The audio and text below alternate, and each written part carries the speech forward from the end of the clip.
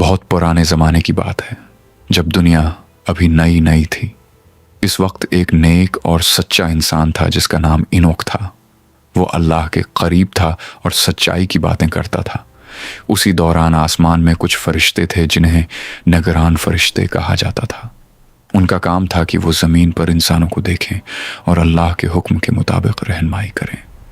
مگر وقت کے ساتھ ان فرشتوں میں سے کچھ نے زمین کی طرف دیکھا اور انسانوں کی زندگی سے متاثر ہو گئے۔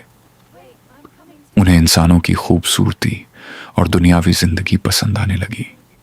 ان کا سردار سمجازا تھا۔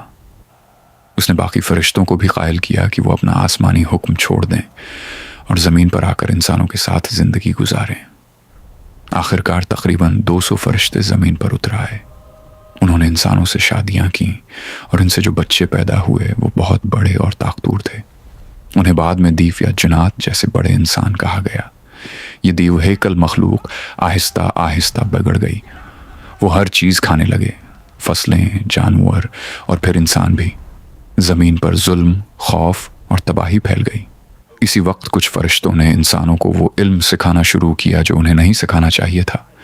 ان میں ایک فرشتہ عزازیل تھا جس نے انسانوں کو ہتھیار بنانے، جنگ کرنے اور جادو جیسے طریقے سکھائے۔ دوسرے فرشتوں نے بھی مختلف راز بتائے، جیسے ستاروں اور قدرتی طاقتوں کے راز۔ اس علم کی وجہ سے انسان اور بھی زیادہ خراب ہو گئے۔ دنیا میں لڑائیاں، خون خرابہ اور ظلم بڑھ گیا۔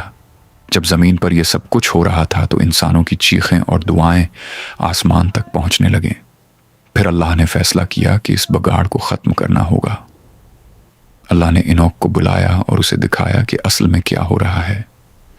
پھر اسے حکم دیا کہ وہ ان فرشتوں کو پیغام دے۔ انوک نے فرشتوں تک یہ پیغام پہنچایا کہ تم نے اپنے حکم کی نافرمانی کی ہے، تم نے انسانوں کو خراب کیا ہے اور اب تم پر سزا آنے والی ہے۔ جب یہ پیغام فرشتوں تک پہنچا تو وہ بہت ڈر گئے۔